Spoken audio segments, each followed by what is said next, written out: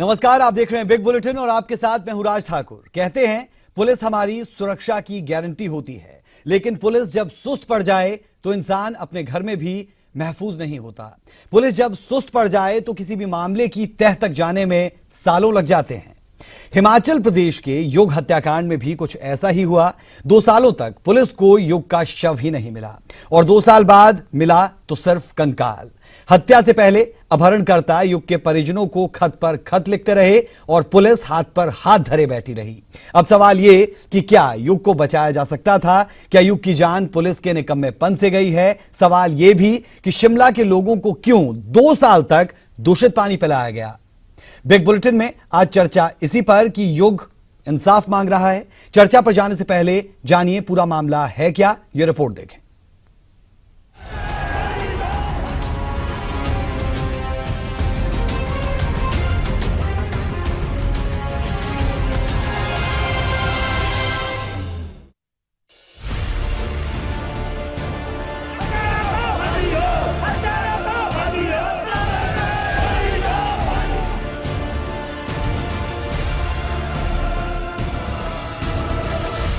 चौदह जून 2014।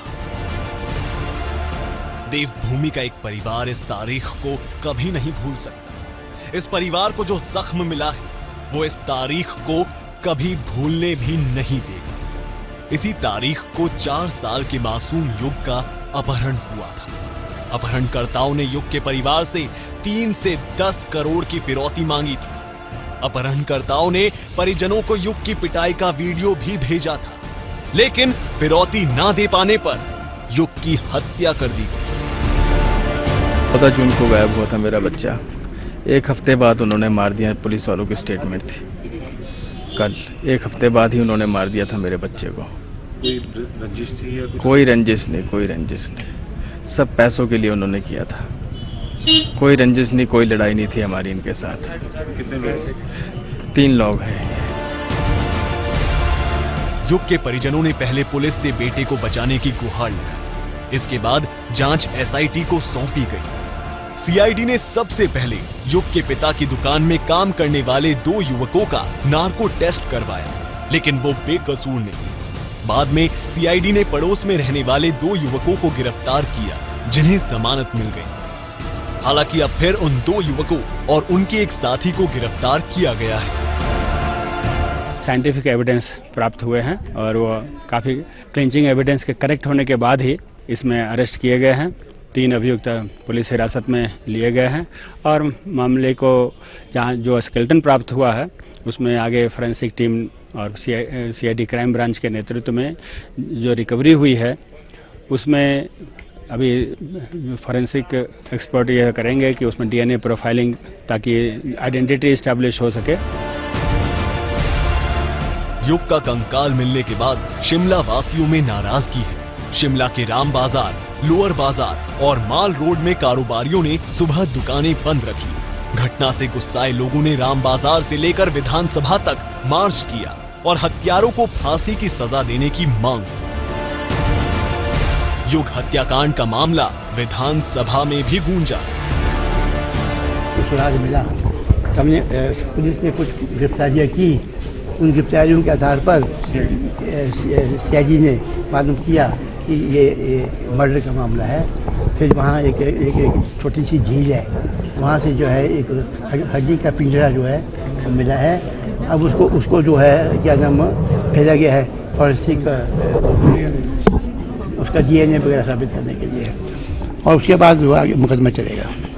Call attention मैंने कहा है, कॉल अटेंशन नोटिस दे रहा हूं मैं और विधानसभा में लगेगा। मैं विधानसभा में इस चीज को मांग करूंगा कि चार्जशीट जो है वो सजा कैसे मिलती है वो तो कोर्ट्स देती हैं, लेकिन इसमें प्रॉपर इन्वेस्टिगेशन के साथ चार्जशीट जो है वो प्रॉपर तरीके से बने। और जिन लोगों ने ये हीनियस क्राइम किया है वो लगता है कि वो हार्डन क्रिमिनल टाइप के लोग हैं। युग का परिवार पिछले 2 सालों से सदमे में गुजर रहा है। इस मामले में पुलिस और एसआईटी की भूमिका पर भी सवाल उठ रही हैं। अगर पुलिस शुरुआत में एक्टिव दिखी होती तो शायद युग आज जिंदा होता। ईटीवी न्यूज के लिए शिमला से खुशाल की रिपोर्ट।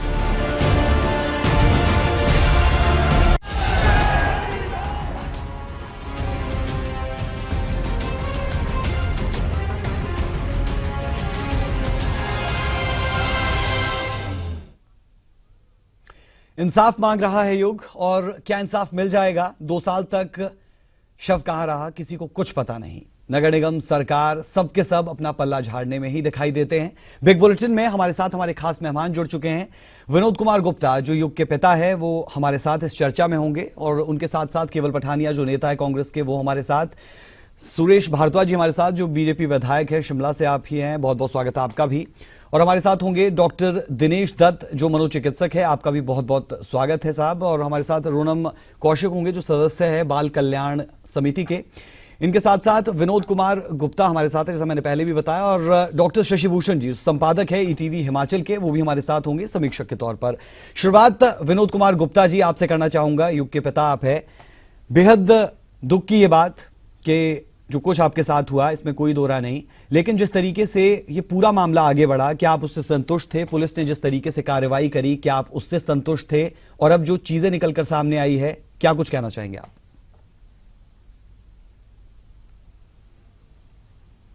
पहले तो हम नाखुश थे, मगर अब कुछ ना कुछ तो निकाला है, तो उससे तो थोड़ा संतुष्टि आई है सर। ऐसी तो कोई बात नहीं है।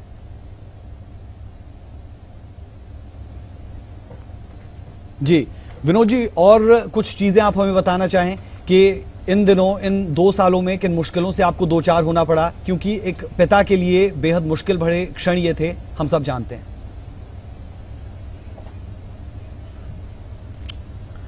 2 साल से हम इसी उम्मीद में थे कि कहीं हमारा बच्चा होगा, जरूर आएगा, बट हमें ये नहीं मालूम था कि वो हमारे बच्चे को मार देंगे। ये चीज नहीं थी उम्मीद। आशा अभी तक थी कि हमारा बच्चा आएगा, कहीं बेच दिया होगा, बेचो पैसों के लिए, बट ऐसा नहीं पता था कि वो हमारे बच्चे को मार देंगे।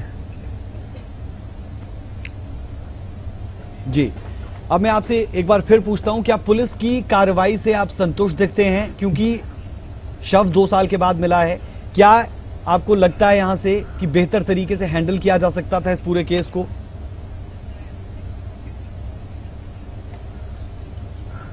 सर स्टार्टिंग में तो बहुत सा परेशानी हुई, कई और कॉल्स भी है, उसमें लगी रही पुलिस, बट एक हमीरपुर में भी हो गया था काम, तो सीआईडी उसमें लग गई थी।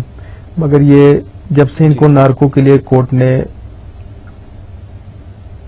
अप्लाई किया था, तब से ये केस थोड़ा फास्ट हो गया था। ये अभी अप्रैल से जी, और सीबीआई में जब मैंने गुहार लगाई तो उससे ज्यादा और फास्ट हो गया था। ये हाई कोर्ट में जब मैंने दावा किया इसका सीबीआई के लिए। जी ठीक है, चलिए आप हमारे साथ चर्चा में बने रहें। हमारे साथ और भी मेहमान जुड़े हैं। हमारे साथ केवल पठानिया है, जो नेता है कांग्रेस का, आप प्रतिनिधित्व यहां पर कर रहे हैं। साहब, इस पूरे मामले को कैसे देखते हैं? हिमाचल का इतिहास ये कहता है कि क्राइम बहुत कम होते हैं और जो होते हैं वो सुलझा लिए जाते हैं, लेकिन इस मामले को लेकर बहुत से सवाल उठे और अंततः कंकाल यहां पर जरूर मिला है, लेकिन मामले को बहुत तरीके से कहा जा रहा है कि अच्छे से हैंडल किया जा सकता था। आपकी प्रतिक्रिया?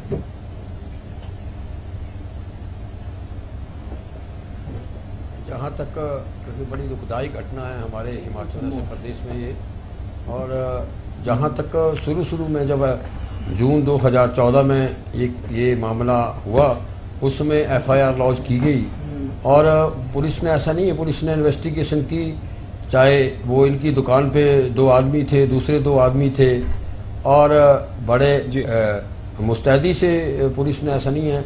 उसमें के बाद फिर सीआईडी को ये जो मामला है वो सौंपा गया, और सीआईडी जो है वो लगातार इस मामले के पीछे लगी रही, और आज तभी जो भी लोग सामने आए हैं, तो पुलिस ने कहीं ना कहीं से इन्वेस्टिगेशन चला के रखी थी। और जहाँ तक आपने कहा, और भी बेहतर तरीके से इसको हैंडल किया जा सकता था। आज बड़ी दुखदाई, वैसे दुखदाई घटना है, 4 साल का बच्चा किसी का, अगर हमारा युग छोटा भाई है वो अगर हमारे बीच में, और ख़ासकर जिस तरीके से जिन लोगों ने ये घिनौनी हरकत की है, जिन लोगों ने, मैं तो चाहूँगा जिन लोगों ने ये घिनौनी हरकत हिमाचल प्रदेश में की है, उनको तो कड़ी से कड़ी सज़ा जो है वो सरकार, वर्तमान मुख्यमंत्री भी चाहते हैं और वर्तमान सरकार भी चाहती है, और कड़ी से कड़ी सज़ा, जिससे कि लिए आने वाले टाइम के लिए एक उदाहरण पेश हो जाए। और जहाँ तक आपने कहा कि ये मैं ये जरूर इस मामले के लिए कहूँगा कि हमारे जो चाहे शहरी विकास मंत्री हैं, दूसरे हैं, चाहे जहाँ तक वो जहाँ कंकाल मिला है, जहाँ हमारे छोटे भाई का वो जो वो मिला है, उस पे तो एक स्पेशल जो है वो कमेटी बनाई जानी चाहिए, क्योंकि लगातार यहाँ हिमाचल शिमला के अंदर जब पीलिया फैला था तो लगातार कमेटी के लोग जो है लगातार एफिडेविट देते रहे कि हम बार बार इस जो सारे प्रदेश सारे शिमला के जितने भी हमारी टैंकीज हैं उनको ये करते रहे, वो करते रहे। तो जिम्मेवारी तो किसी न किसी की फिक्स अप होनी चाहिए, क्या वो एफिडेविट झूठे थे। और जहाँ तक न्याय की बात है, जहाँ की न्याय की बात है, माननीय सामान्य न्यायालय के अंदर ये मामला है और वर्तमान सरकार की वचनबद्धता है कि कड़ी से कड़ी सजा। कौन करेगा ये कार्रवाई? अब तमाम चीजें सामने आ चुकी है। हालांकि जवाबदेही नगर निगम की भी बनती है, लेकिन जवाबदेही सरकार की भी बनती है, क्योंकि सरकार पूरे प्रदेश में रहती है और राजधानी शिमला की हम बात कर रहे हैं। आपने पीलिया का जिक्र खुद कर दिया, 2000 लोग ऐसा पानी पीते रहे जिसमें एक शव था। शर्म की बात तो है। नहीं ना, शर्म मैं मानता हूँ, वो शर्म की बात तो है ही है। जो एफिडेविट कमेटी के लोग वहाँ जाते रहे बार बार, वो क्योंकि माननीय न्यायालय में इस एफिडेविट को देते रहे। और जहाँ तक पुलिस की विभाग की बात है, उन्होंने ऐसा नहीं है पुलिस ने काम नहीं किया, पुलिस ने अपने तरीके से काम किया, सरकार ने अपने तरीके से काम किया। और अब नार्को टेस्ट के लिए भी आपका मामला ठीक है, क्योंकि छोटा बच्चे जो हमारा छोटा भाई है, बड़ा कलंकित घटना हिमाचल प्रदेश में घटी है। और सरकार इनके माता पिता के साथ और इनके साथ हिमाचल प्रदेश की सरकार जो है कंधे के कंधा लगाकर खड़ी, और बड़ी ये दुखदायी घटना। और हमारा सरकार का मानना ये है कि कड़ी से कड़ी सजा इस घिनौनी हरकत को मिलनी चाहिए। चलिए ठीक है, हमारे साथ सुरेश भारद्वाज जी है। साहब, बीजेपी से आप है, विधायक आप है, आपसे ये समझना चाहेंगे कलंक किस पर ये लगा? क्योंकि हिमाचल में ऐसे वाकयात होते हुए नहीं दिखाई देते। नगर निगम को घेरें, सरकार को घेरें, 2000 लोग दूषित पानी पीते रहे, एक परिवार ने अपने बच्चे को खो दिया, लेकिन 2 साल तक हाथ कुछ नहीं लगा।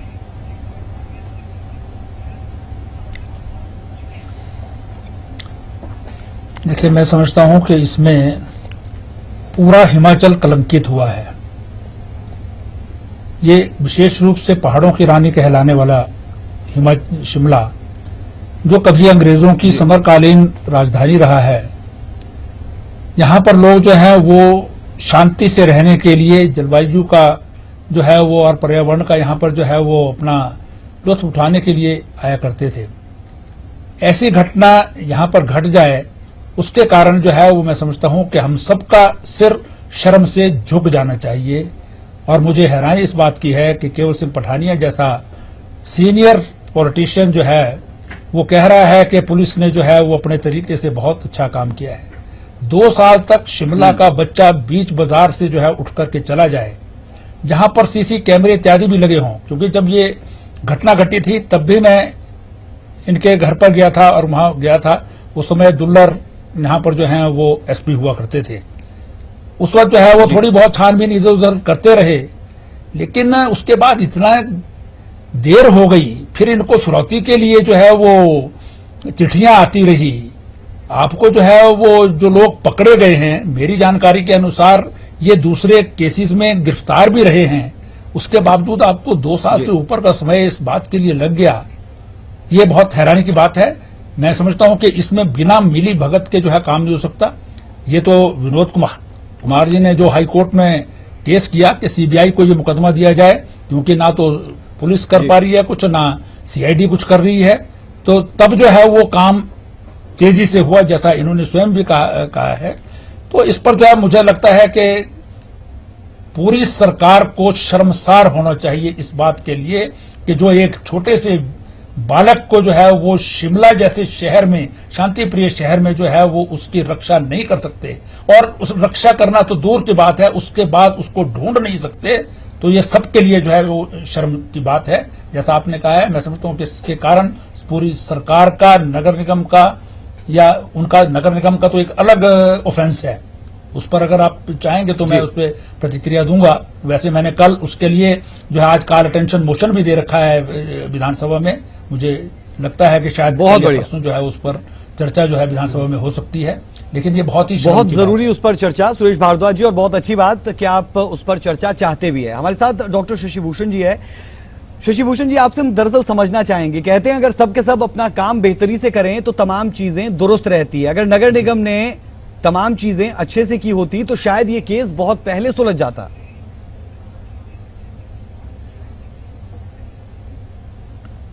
देखिए राज, सबसे बड़ी बात तो ये कि पुलिस ने शुरुआती दौर में इस मामले को मिसहैंडल किया। केस इतना वीक रखा गया कि 2 लोग जो गिरफ्तार किए गए थे उनकी ज़मानत हो गई, अब वो दोबारा गिरफ्तार हुए हैं, उनको एविडेंस मिटाने का मौका मिल गया। तो शिमला पुलिस अपने निठल्लेपन से, निकम्मेपन से बच नहीं सकती। एक दूसरा, आपने म्युनिसिपल कॉर्पोरेशन की बात कही। म्युनिसिपल कॉर्पोरेशन आज कह रही है कि 15 दिन पहले टैंक साफ हुए थे, तो फिर कंकाल कैसे उसमें आ गया, ये भी एक सवाल है। खैर वो DNA की प्रोफाइलिंग हो रही है, पता लग जाएगा, सब चीज़ें बात की बात है। बट ये भी वो फिर एफिडेविट काहे के देते हैं, उससे सफाई कहाँ हुई? और वो एरिया ऐसा, वाइस चांसलर HP यूनिवर्सिटी के वहाँ रहते हैं, जजेस वहाँ रहते हैं, आम आदमी की बात भी कर रहा हूँ मैं, तो सबकी लाइफ महत्वपूर्ण है, ज़िंदगी सबकी महत्वपूर्ण है। तो क्या इतना दूषित पानी पीते रहे हैं? तो नगर निगम भी अपनी जिम्मेदारी से बच नहीं सकता। दुर्भाग्यपूर्ण है कि 2 लोग गिरफ्तार होने के बाद एक युग का अंत हो गया, बचपन में ही अंत हो गया। दुर्भाग्यपूर्ण, मैं तो ये कहूँगा। बिल्कुल ठीक। हमारे साथ रूनम कौशिक जी है, जो सदस्य है बाल कल्याण समिति की। रूनम कौशिक जी, आपसे दरअसल ये समझना चाहेंगे कि शिमला के लोग खासकर अब ये कहने लगे हैं कि क्या हमारे बच्चे सुरक्षित है? किस तरीके का सूरत हाल दिखता है जब ऐसा मामला सामने आता है, तो लोग क्यों ना डरें?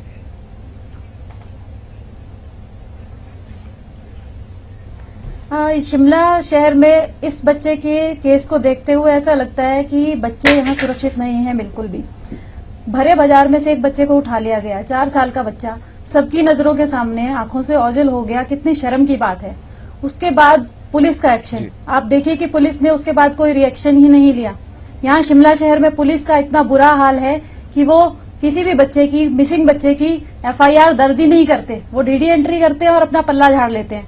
हमारे पास यहाँ 9 आश्रम है, जिसमें हर साल लगभग 40 से 50 बच्चे जो है मिसिंग आते हैं, लेकिन उसमें से कोई 10% बच्चों की ही FIR होती होगी। उसके अलावा बच्चों की सिर्फ DD एंट्री करके वो अपना पल्ला झाड़ लेते हैं। तो युग के केस में तो मामला इतना उछला, इतना मीडिया में हाईलाइट हुआ, हाईकोर्ट में इन्होंने केस दर्ज किया, तब कहीं जाके ये रिजल्ट सामने आया। तो आप समझ सकते हैं कि हमारे बच्चे जो नॉर्मल इंसानों के बच्चे हैं, जिनका कोई केस भी शायद नहीं लेता और कोई देखता भी नहीं, कोई जांच परख भी नहीं है, तो उन बच्चों का क्या हाल है जो आश्रमों में रह रहे हैं। उनके बारे में तो पुलिस बिल्कुल आंख मूंद कर बैठी है, प्रशासन कोई उनकी सुध नहीं लेता। और इस तरह से अगर चलता रहा तो शायद शिमला शहर का विकास, स्मार्ट सिटी बनना तो बहुत दूर की बात है। शिमला जो है एक पिछड़ा हुआ क्षेत्र बनकर रह जाएगा। बिल्कुल सही। कांग्रेस नेता हमारे साथ है, सरकार का प्रतिनिधित्व आप कर रहे हैं, केवल पठानिया जी। आपने सुना यहां पर रूनम कौशिक को, जो साफ तौर पर कह रही हैं कि पुलिस अपना पल्ला झाड़ लेती है। ऐसे में क्या संदेश जाता है? क्या सरकार पुलिस महकमे में काम नहीं करवा पा रही, ये हम यहां से समझें, या फिर कोई बेहतर तर्क आप दे पाएं तो वो बताएं? नहीं, जहाँ तक अगर शिमला की बात है, पुलिस अपना काम जो है वो, जहाँ ठीक है ये मामला जो है वो सामने आया, बड़ा दुखदाई मामला है। ऐसा भी नहीं कह सकते अगर पुलिस ठीक काम नहीं कर रही। पुलिस, आप जानते हैं शिमला हमारी राजधानी है, टूरिस्ट और पठानिया जी, या तो आप कहेंगे पुलिस ठीक काम कर रही है, या आप कहेंगे पुलिस अगर पुलिस ने सुचारू रूप से अपना काम किया होता तो आज बीच का रास्ता आपके लिए नहीं। माफी चाहूंगा। बिल्कुल सही। रूनम जी, वापस आपके पास आऊंगा। केवल पठानिया जी, हाल क्या है, सूरत हाल क्या है, वो बता दिया जाता है कि FIR तक दर्ज नहीं होती, 50 बच्चे मिसिंग है, आप सिर्फ शिकायत कर ली जाती है। तो ऐसे में काम तो नहीं हो रहा प्रॉपर्ली, कम से कम।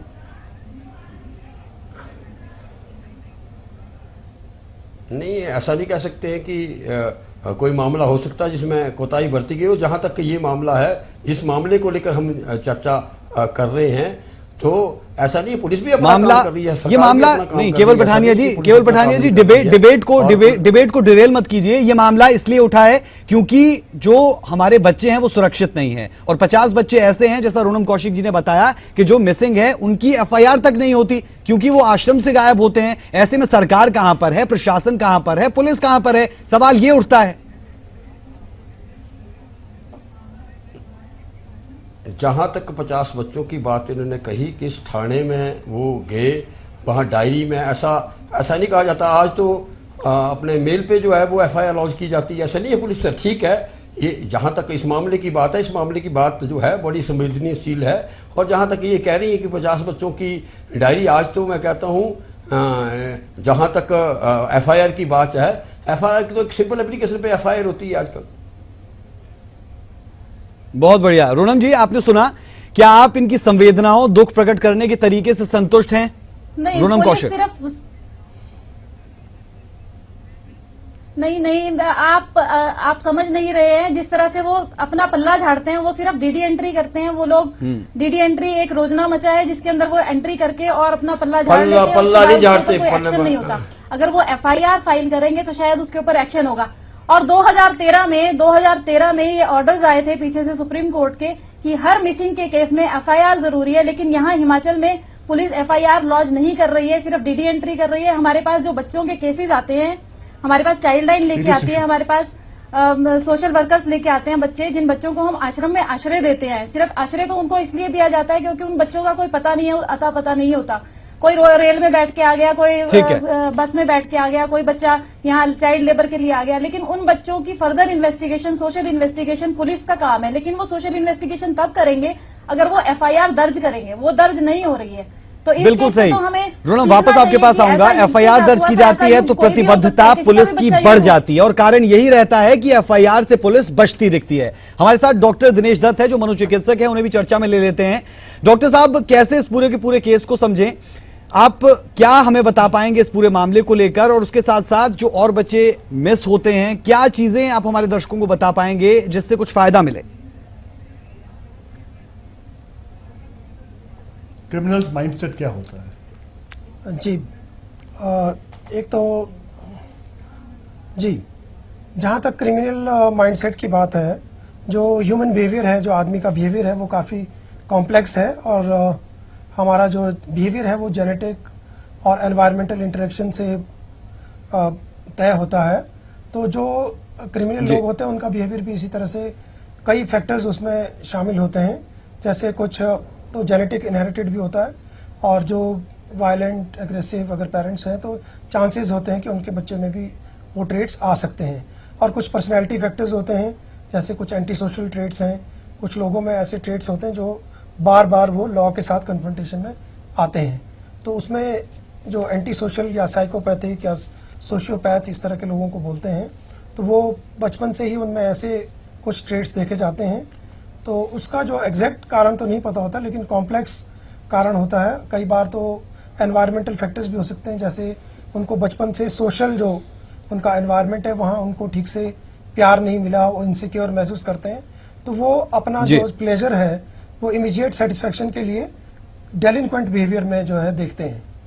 इस तरह का भी एक फैक्टर हो सकता है। और कभी कभी उसके अलावा जो है न करें, इसके लिए क्या किया जाए? कुछ बच्चों में या बड़ों में जो भी क्रिमिनल हैं, जी क्या बोला जी, दोबारा जी, कई बार जो है कह रहा था कि क्रिमिनल वो घिनौना कृत्य, ये कुकृत्य न करें, सोसाइटी ऐसा न करे, क्या किया जाए?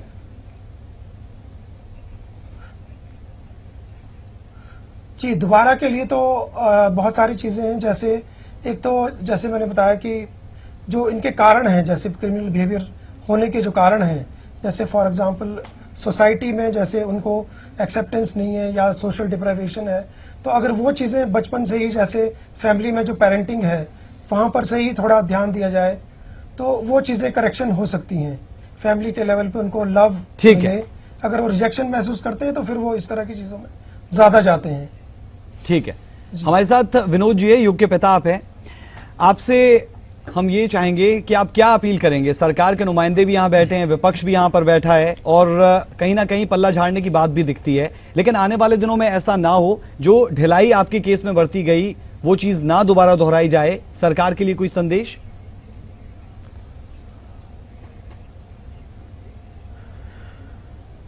ये सरकार से यही गुजारिश है कि उन 2 आरोपियों को जल्द से जल्द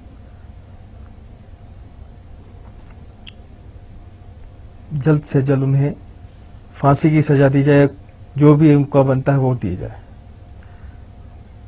सख्त से सख्त कार्रवाई होनी चलिए, ठीक चाहिए, है। इसमें कोई ढिलाई नहीं होनी ठीक चाहिए। है विनोद कुमार गुप्ता जी, अच्छे एक छोटे से अफसर ब्रेक के लगने लिए यहां पर चाहिए रुकते हैं और ब्रेक के उस पार आप ही के पास आऊंगा। आपके अनुभव इन 2 सालों में बहुत कड़वे रहे होंगे, हम जानते हैं, लेकिन जनता ये जाने ये बेहद आवश्यक, क्योंकि आपने जो तमाम चीजें झेली वो कोई और ना झेले, हर कोई यही उम्मीद करता है। एक छोटा सा ब्रेक यहां पर ले रहे हैं।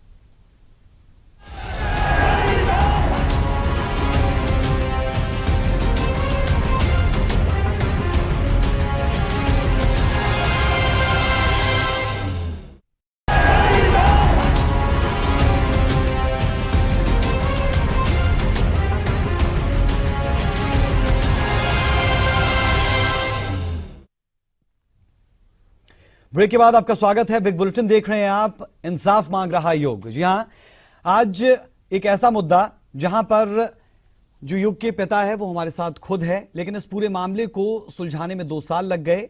क्या कुछ वो सोचते हैं वो हम उनसे जानने की कोशिश कर रहे हैं। विनोद जी, एक बार फिर से आपके पास आ रहा हूं। बहुत मुश्किल ये एक पिता के लिए बता पाना आप बीती, हमारे दर्शकों को आप बीती बता सकते हैं। मामला कैसे शुरू हुआ और अब जिस दहलीज पर।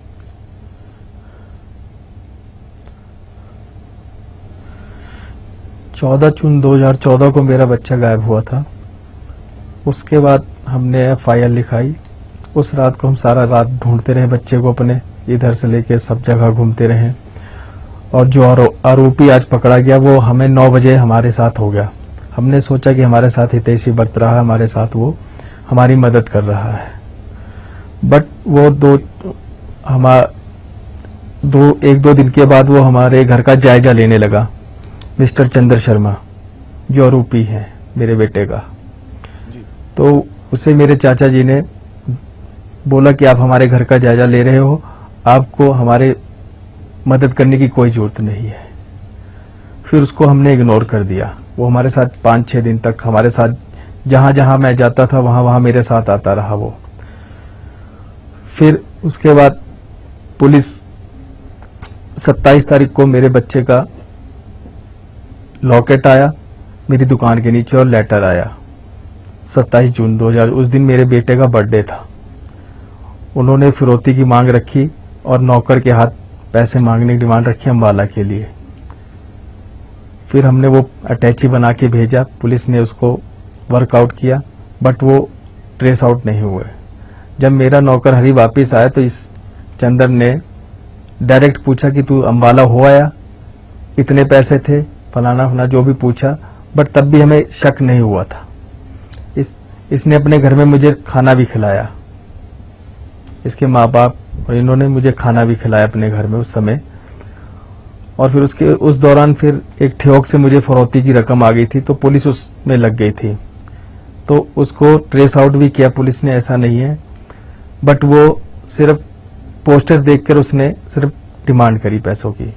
उसको अरेस्ट भी किया उसको पुलिस ने, बट वो था नहीं। उसके बाद फिर हमने CID की मांग करी, तो केस हमारा CID को चला गया। और 4 लेटर मुझे आए 27 जून को, फिर एक हफ्ते के बाद, फिर एक हफ्ते के बाद, फिर जब मेरा CID वाले जिस दिन मेरे घर पे वर्कआउट करने आए थे उस दिन लास्ट लेटर आया अगस्त में, उसमें भी डिमांड करी हुई थी। फिर पुलिस CID वाले अपना काम करते रहे। फिर एक फोन और आया हमारे को इस तरफ से फिरौती के लिए कि आप इतना पैसा दो, तो उसमें भी लगी टीम CID वाली, तो बट वो ट्रेस आउट नहीं हो पाया मेरे ख्याल से, वो भी था नहीं, यानी कि झूठ मूठ वो पैसों के लिए ही कर रहा था। थोड़े दिन CID उसमें लगी रही। फिर एक हमीरपुर में कांड हो गया था, तो CID वाले उस टीम में लग गए थे। फिर CID वाले फिर ये 2 लोग चोरी के आरोप में पकड़े गए, तो अब हमें शक हुआ कि शायद ये भी हो सकते हैं हमारे बच्चे के किडनैपर। तो इस बारे में हमने CID से डिस्कस किया, उनसे सारी बातचीत बताई, तो फिर वो अपना कोर्ट में, उसके बाद उससे पहले मेरे नौकरों को ले गए थे नार्को के लिए, मेरे नौकरों ने नार्को करवा लिया था। फिर इनके लिए जब शक हुआ तो इनके लिए नार्को के लिए कोर्ट में अपील करी, तो फिर जाके इनकी अपील कोर्ट ने मंजूर करी, तो उस दिन से इन्होंने अपना मेडिकल बनाना शुरू कर दिया। उससे पहले ये बीमार नहीं थे, उसके बाद ये सब बीमार होने लगे। ठीक है, इन्होंने वहां पे जाके नार्को नहीं करवाया। ठीक है, और अब पूरा का पूरा मामला इस दहलीज पर कि कंकाल बरामद हुआ है, लेकिन 2 साल तक क्या वो उसी टैंक में पड़ा रहा, ये सवाल बेहद अहम हो जाता है। और सूरत हाल है क्या, ये देखने वाली बात हिमाचल में, क्या केसेस पर काम होता नहीं। सुरेश भारद्वाज जी, हमने बट सर अगर हम से भी तीखे सवाल किए, आपसे भी सीबीआई में गुहार ना लगाते तो आपके वक्त में भी यही ट्रेंड था, उसे ही आगे फॉलो किया जा रहा है, या फिर आपके वक्त में हालात बेहतर थे, क्या बता पाएंगे?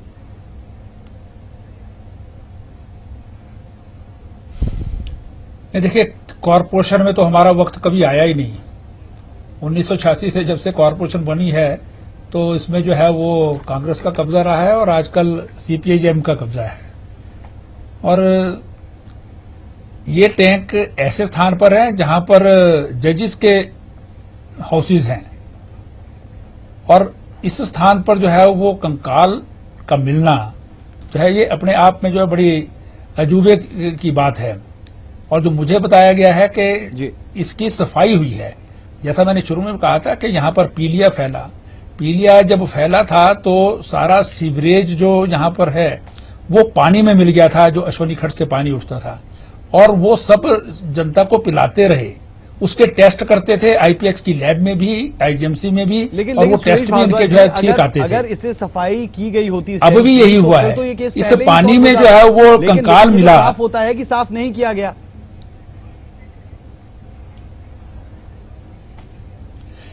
एग्जैक्टली क्योंकि 2 साल में पानी को जो है साफ करने के लिए, मैं जो पीलिया की बात कर रहा हूं वो इसीलिए कर रहा हूं कि जब पीलिया हुआ था तो उसके बाद कॉरपोरेशन ने जो है वो बड़े जोर शोर से सारे में अभियान चलाया था कि सारे टैंक्स जो है उसको साफ कर दो। जनता को नोटिस दिए थे कि आप अपना टैंक साफ करो, नहीं करेंगे तो हम पेनल्टी लगाएंगे, और साफ खुद करवाया था। उसके 500 रुपए एक टैंक को साफ करने के लेते थे। अपने टैंक जो है वो इनके, जब पुराने जमाने में पानी होता था तो डेली जो है वो उस रिज का टैंक भी और ढली का टैंक भी जो है उसकी सफाई हुआ करती थी। लेकिन अब जो टैंक है वो 2 साल तक इसकी सफाई नहीं हुई। अगर सफाई हुई है, जो मुझे बताया गया है 29 जनवरी 2016 को इसकी सफाई हुई है, अगर वो सफाई हुई थी तो ये कंकाल क्यों नहीं मिला? अगर कंकाल मिला, जो एक नई बात आई है कि कंकाल बाहर पड़ा हुआ मिला है, और जो पत्थर इत्यादि जो उसके साथ बांध के डाले थे वो टैंक के अंदर मिले हैं, तो सफाई करने वाले ने सफाई क्या की? उन्होंने पैसा ले लिया, सफाई कर ली, और एफिडेविट्स जो है कोर्ट्स में दे रहे हैं कि हमारी सफाई हो रही है, और पानी के सैंपल जो है वो भर करके आईजीएमसी में उसको भेजते हैं और वहां पर वो सैंपल ठीक आते हैं, आईपीएच की लैब में भेजते हैं, वो ठीक आते हैं। तो ये सारी की सारी रिफ्लेक्शन जो है वो it is a reflection on the whole system, चाहे सरकार है, आईपीएच डिपार्टमेंट है और नगर निगम है। नगर निगम के लोग जो है बड़ी बड़ी बातें करते हैं, सारी दुनिया में घूमने जाते रहते हैं। हर चीज के लिए जब कोई बात की जाए तो यूरोपियन यूनियन या स्वीडन की बातें करते हैं, लेकिन शहर में जो है वो किसी सीवरेज पिला रहे हैं, या अब जो है वो बच्चा यहाँ पर जो है वो किडनैप हो जाता है और उसका शव 2 साल बाद एक टैंक में नगर निगम के मिलता है, तो बड़ी हैरानी की बात है। और अगर सफाई की होती, प्रॉपर्ली सफाई की होती, इसकी रिपोर्ट हुई होती, तो शायद ये शब्द जो है वो पहले मिल जाता है। जब सफाई की थी तभी मिल जाता है कि एक साल में 2 बार टैंक की सफाई होनी चाहिए, और जहां से 2000 लोगों को पानी जाता है उसकी सफाई हुई, ऐसा कहा गया। लेकिन अगर हुई होती तो ये मामला पहले सुलझ जाता ना।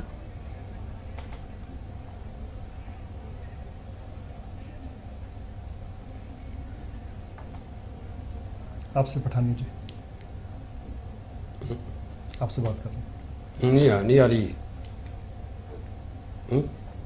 जी पठानिया जी, अगर आप सुन पा रहे हैं तो कोई तो झूठ कह रहा है, क्योंकि कहा जा रहा है सफाई हुई, लेकिन सफाई दरअसल नहीं हुई क्योंकि कंकाल वहां बरामद हुआ। जहां तक आपने पहले तो प्रश्न ये पूछा था कि पुलिस की भूमिका पर आपने प्रश्न उठाए थे। अब युग के पिता ने कहा कि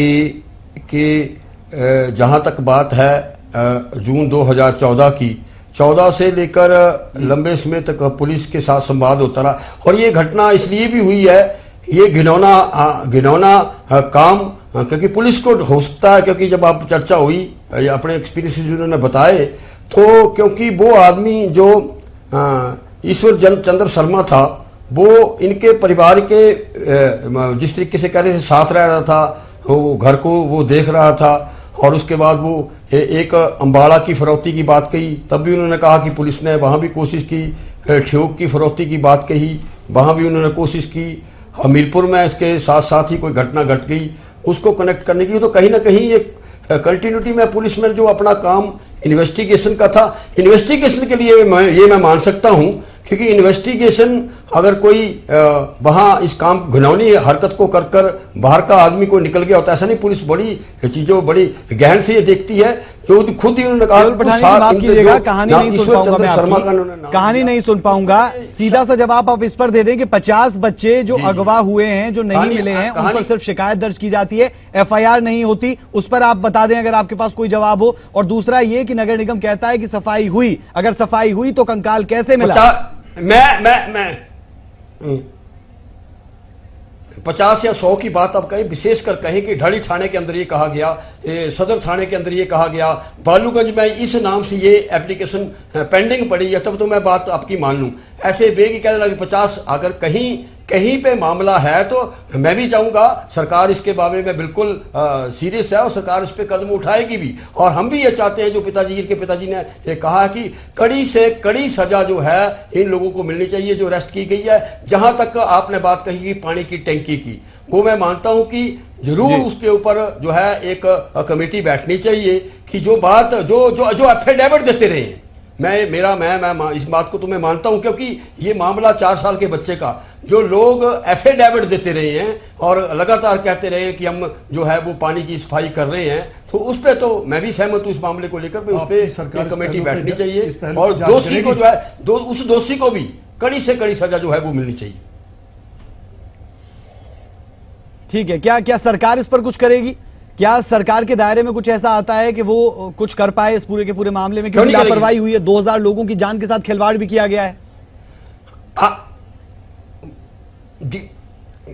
आज माननीय मुख्यमंत्री महोदय ने विधानसभा सेशन के बाद आपके ही टीवी पे उन्होंने कहा है कि सरकार कड़ी से कड़ी कार्रवाई करेगी, चाहे वो हमारे टैंकी का मामला हो, चाहे वो पुलिस का मामला हो। सर ये भी कहा है, उम्मीद भी हम यही कर रहे हैं। रुनम कौशिक जी हमारे साथ है। रुनम जी, आपने 50 बच्चों का मामला उठाया, ETV भी उसे जोर शोर से उठा रहा है आपके उठाने के बाद। आप अगर बता पाए कि कौन से मामले कहां पर है, या फिर आपकी जो भी समस्याएं हो, पठानिया जी सुन रहे हैं आपको और भरोसा दिला रहे हैं कि हम करेंगे काम।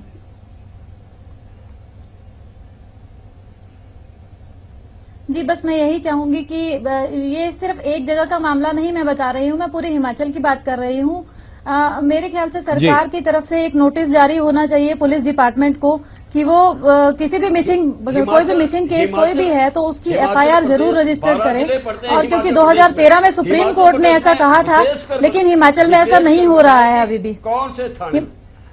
चलिए ठीक है केवल पठानिया जी, 12 जिलों के लिए ही सरकार बनती है, 12 जिलों के लिए ही सरकार बनती है। सिर्फ राजधानी में सरकार चलाएंगे आप, ऐसा बिल्कुल नहीं है। अगर आंकड़े आपको दिए हैं तो उन आंकड़ों को लीजिएगा और गंभीरता से काम कीजिएगा। डॉक्टर शशि भूषण जी, आपके पास आ रहा हूं।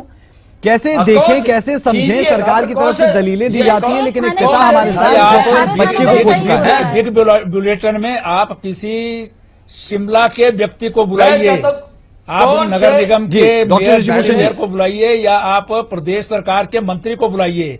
बेचारे केवल सिंह पठानिया जी जो हैं वो तो फॉरेस्ट कॉर्पोरेशन के वाइस चेयरमैन हैं, शाहपुर में रहते हैं, शिमला की। ठीक है सुरेश भारद्वाज जी, हम आपकी जानकारी के लिए बता दें कि हमने संजय चौहान जो मेयर है शिमला के, उन्हें कॉल की, बाकायदा ETV ने उन्हें कॉल की, लेकिन वो कॉल नहीं उठा रहे, वरना हम उन्हें फोन लाइन पर लेते, उनका भी पक्ष हम सुनवाते कि वो क्या कहना चाहते हैं। ETV ने कोशिश की, उन्होंने फोन नहीं उठाया, उसके लिए आप सबसे माफी चाहेंगे। डॉक्टर शशि भूषण जी, आखिरी कमेंट के लिए आपके पास आ रहा हूं। सुरेश भारद्वाज जी शांत हो जाइए जरा। डॉक्टर शशि भूषण जी के पास जा रहा हूं। कैसे देखें, सरकार दलील देती है, विपक्ष भी सवाल उठाता है, एक पिता बेबस होगा ही क्योंकि बेटे को खो चुका है। जी बिल्कुल सही कहा राज, बहुत दुखद घटना रही है। मुझे लगता है कि यदि पुलिस ने सही समय पर सही कदम उठाए होते तो शायद आज युग हम सबके बीच होता। दूसरी बात मैं बहुत राज महत्वपूर्ण उठा रहा हूं, सिस्टम की। कई DG, कई IG, कई DIG, कई SP, लेकिन बहुत कम पुलिस फोर्स। ये दुर्भाग्यपूर्ण है। कभी हिमाचल में, राज तो आप तो हिमाचल से ताल्लुक रखते हैं, आप जानते हैं, कभी हिमाचल प्रदेश का एक ही IG हुआ करता था। सवाल ये है कि पुलिस तो लगी है पर्यटकों के साथ बदतमीजी करने या फिर वीआईपी ड्यूटी को निभाने के लिए, पुलिस तो इस काम में लगी है। तो पुलिस के पास इन्वेस्टिगेशन का टाइम कहाँ है? और साइंटिफिक इन्वेस्टिगेशन की जो सिस्टम होना चाहिए, जो इक्विपमेंट होना चाहिए, जो व्यवस्था होनी चाहिए, वो है नहीं है। इतने अच्छे अच्छे साइंटिफिक चीजें आ गई हैं कि आप तुरंत पता लगा सकते हैं। तो इस करके सरकार को जागना होगा और पुलिस को चुस्त दुरुस्त करना पड़ेगा। कंस्टेबलरी ज्यादा से ज्यादा देनी पड़ेगी। लोअर स्टाफ, इन्वेस्टिगेशन स्टाफ ऐसा होना चाहिए, इन्वेस्टिगेटिंग स्टाफ जो बिल्कुल आज के मुताबिक फोरेंसिक साइंस के मुताबिक एक्सपर्ट हो, तब जाके मामले जल्दी सुलझेंगे। और इच्छा शक्ति होनी चाहिए। बिल्कुल सही, इच्छा शक्ति की हमेशा बहुत जरूरत रहती है। आप सबके सब हमारे साथ जुड़े, बिग बुलेटिन में बिग डिबेट का हिस्सा बने, आप सबका बहुत बहुत शुक्रिया। और संवेदनाएं विनोद कुमार गुप्ता जी आपके साथ, आपके परिवार के साथ, पूरे ईटीवी परिवार की, क्योंकि आपने बच्चा खोया है। और हम उम्मीद यही करते हैं कि सरकार जागेगी, खासतौर पर नगर निगम कुछ कार्रवाई जरूर करेगा, क्योंकि जिस टैंक से कंकाल मिला वहां की सफाई हुई, एफिडेविट आप दे देते हैं, तमाम चीजों को आप सही रखते हैं, कागजों आप सही रखते हैं, कागजों में आप सही है लेकिन वाकई में आप गलत है, तो जरा उसे दुरुस्त जरूर कीजिएगा। और उसके साथ साथ पुलिस, जिस पर हम सबको भरोसा रहता है, वो भरोसे पर खरी उतरती कम से कम नहीं दिखती कई मामलों में, और ये मामला भी उन्हीं में से। लेकिन जल्द से जल्द सजा मिले और सजा ऐसी हो कि आने वाले दिनों में हम कह सकें स्टैंड बाय एग्जांपल, उस तरीके की एक सजा की जरूरत यहां पर कही जा रही है, हर कोई मांग कर रहा है। और युग के पिता विनोद कुमार गुप्ता भी यही मांग कर रहे हैं। अभी के लिए बिग बुलेटिन में इतना ही, इजाजत दीजिए, नमस्कार।